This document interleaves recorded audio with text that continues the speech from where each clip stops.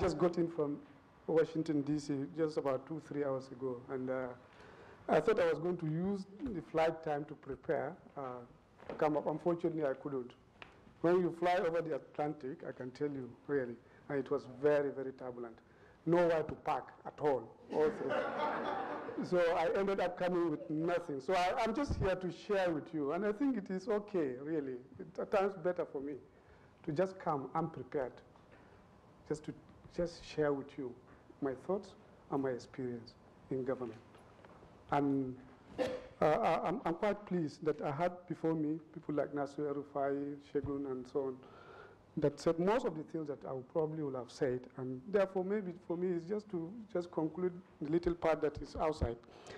I'm a Nigerian, of course, and I'm from Nigeria, a very, very proud one. I love my country, honestly. And all my life, I really wanted to do something good for the country, for my people. Today I live outside, not just me, Nasri also said that. All part of what I thought, an attempt to do something for our own country. Extremely difficult, but necessary. I've not seen my family in the last close to 1 year. I have kids, I have children, and one of them is even named Nasser. And it's a tough one on all of us, but it's okay.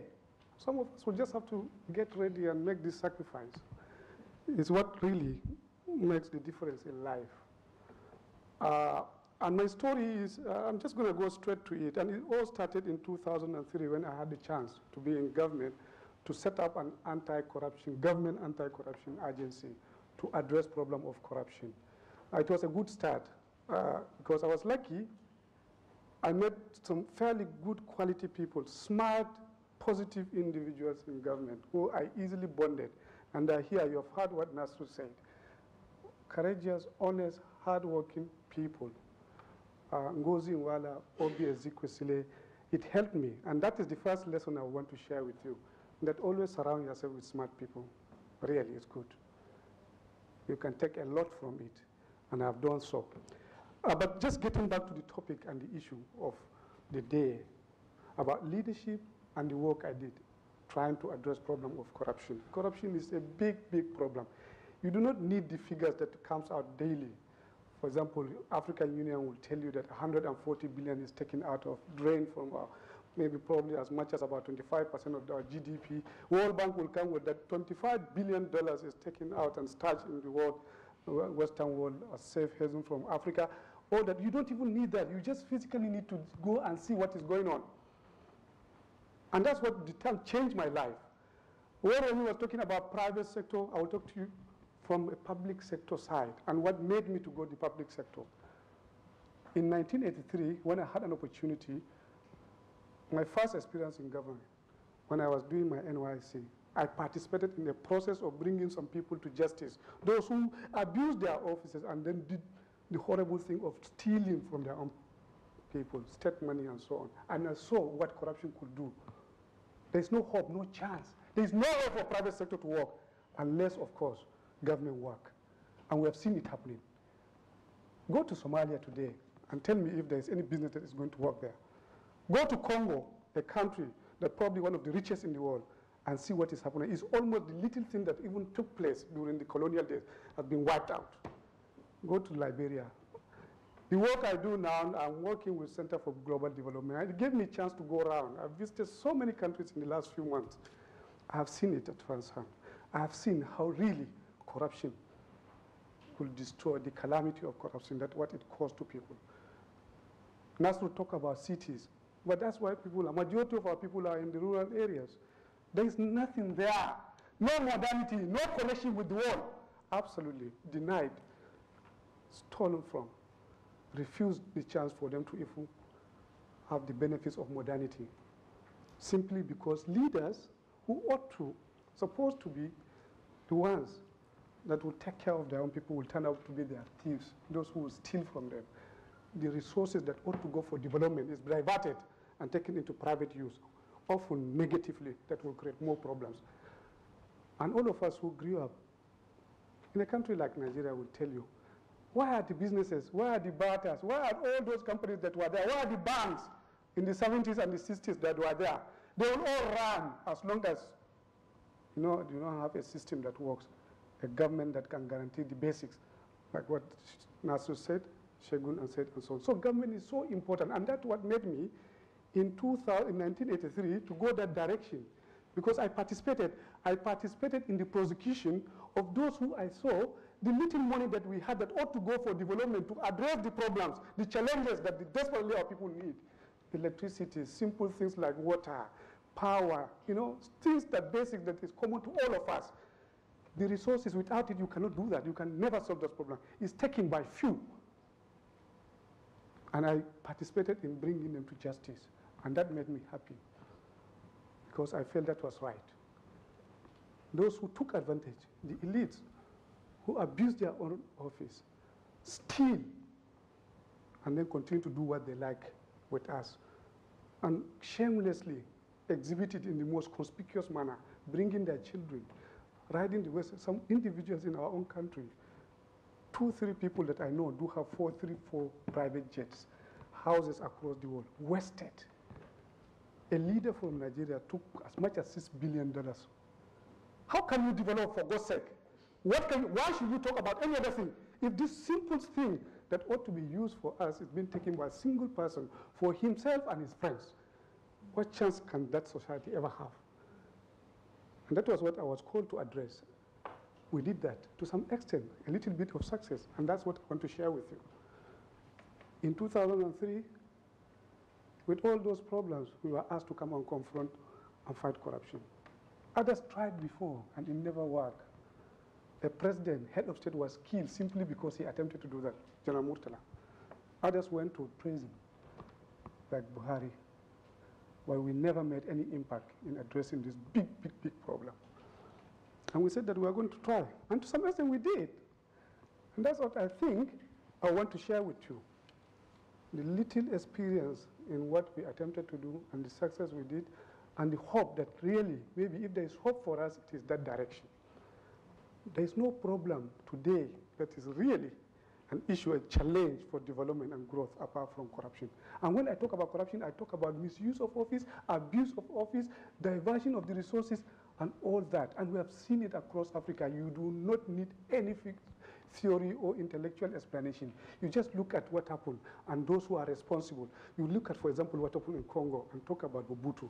Look at what happened in Uganda and talk about Idi Amin. Look at what happened in Somalia and talk about Said Barre. Look at Liberia, you talk about Sergeant Doe. Talk Nigeria, Abacha. And even now we still have them. And they are leaders, and they are the ones that got us there. But the challenge is that as leaders have gotten us there, it is leaders that will take us out of it. And that's talking about the transformational leaders. Leaders who will be able to understand that these are the problems that ought to be confronted first and foremost. Societies do have their challenges at all times.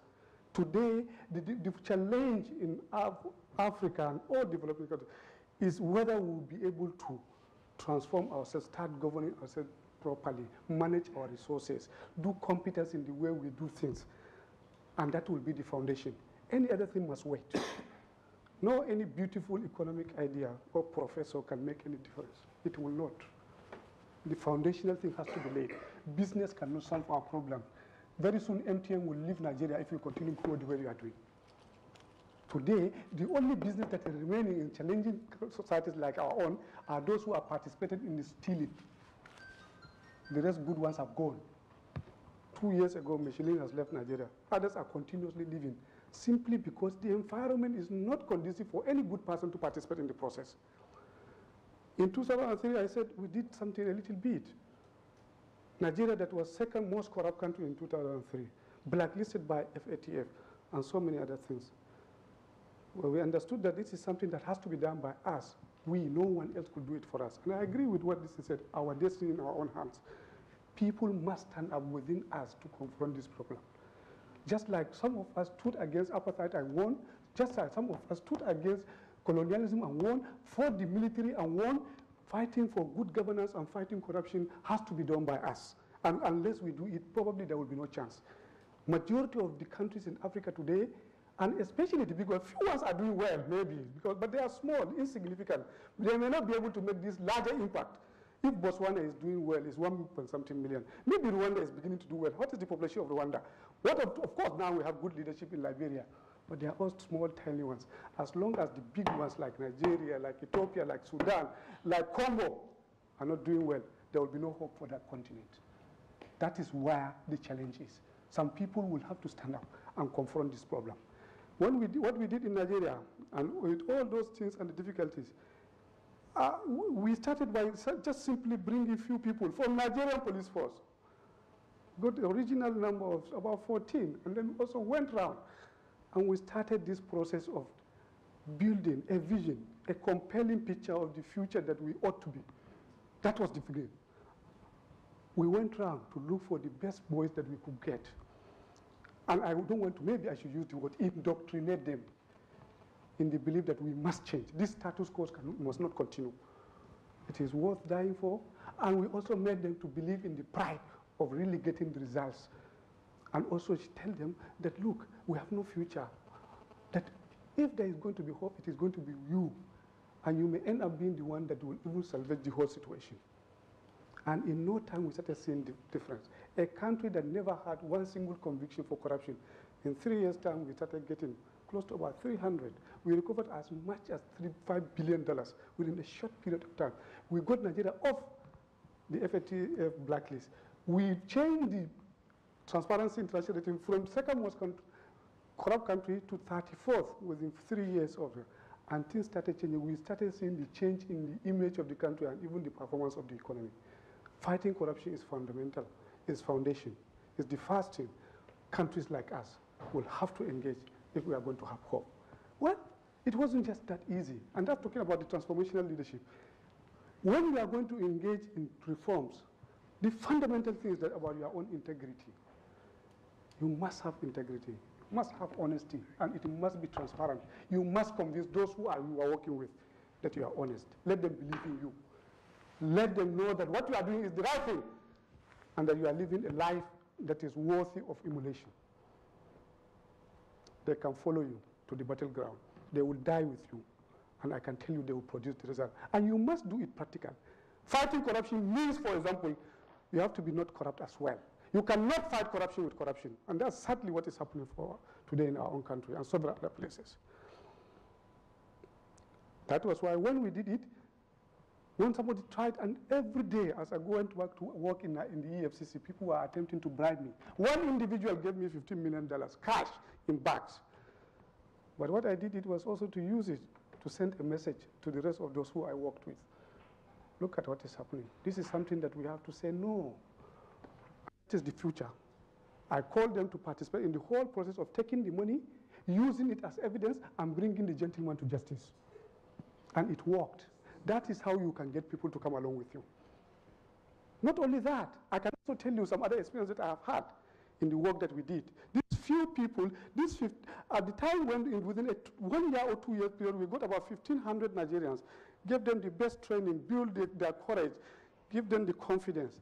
And those are the guys who produced the result today we are talking about. EFCC is more or less a household name. It was a piece of paper that was given to us.